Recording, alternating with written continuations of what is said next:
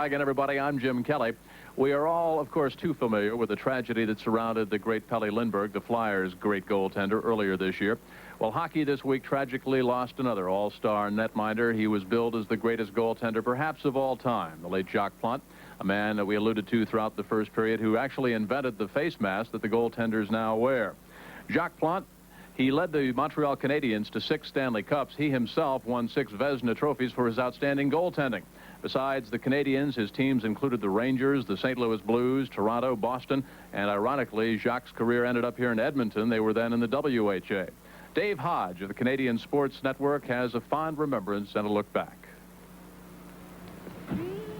They called him the Gambler, rushing out from his net to challenge every shooter in a style that was both fearless and flamboyant.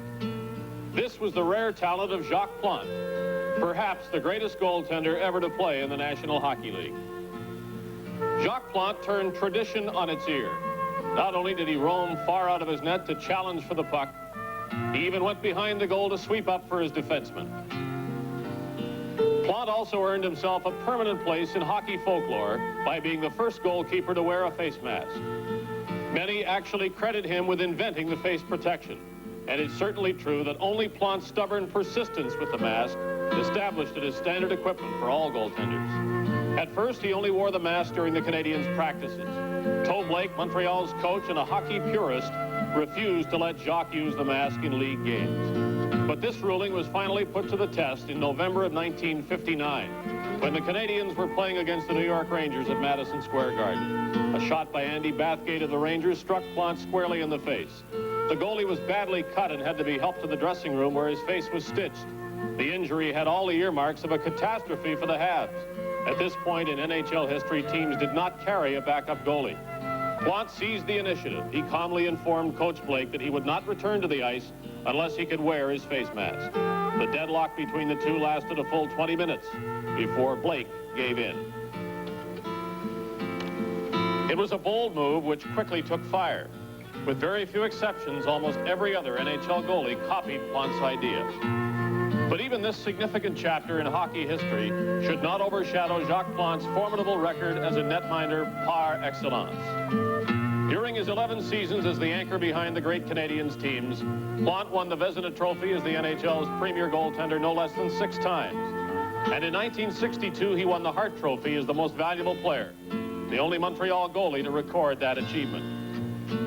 Born in Shawinigan, Quebec, Plante played on 6 Stanley Cup winning teams for Montreal between 1953 and 1960, including that still unbeaten record of 5 consecutive victories for the big trophy.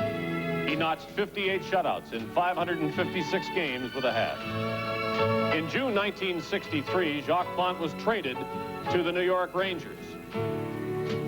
5 years later, he was back on the road, moving to the St. Louis Blues after a short-lived retirement. His first year with his new team was a good one for Plante. He found himself playing in tandem with the great Glenn Hall. Together, they helped take the Blues to the Stanley Cup final 2 years in a row. Although they ended up on the losing side of the ledger in both finals, Plante and Hall were good enough to carry off the Vezina Trophy, Jacques Plante's 7th such title. In 1971, the Blues sold Plante to Toronto. In the next 2.5 years, the veteran goalie played 106 games for the Leafs. But his stay on Carlton Street was to be a short one. In March of '73, Toronto traded him to the lackluster Boston Bruins. Incredibly, Plante, now 44 years old, still commanded a first-round draft pick. But he only played 8 games, including 2 shutouts for the Bruins.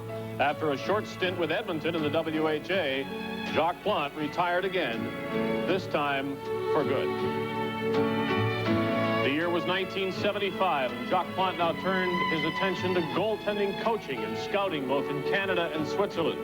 Clubs like Montreal and earlier this year, the St. Louis Blues were more than happy to draw on the wealth of experience boasted by hockey's greatest goalie. Probably Jacques Plante's most cherished moment in a career filled with highlights came in January of 1985. Montreal hockey fans chose him as the #1 all-time Canadiens goalie for their dream team, outweighing the claims of Ken Dryden and Gump Worsley, among others. It was to be the last tribute to the Hall of Famer. Jacques Plante died this week at the age of 57 from stomach cancer.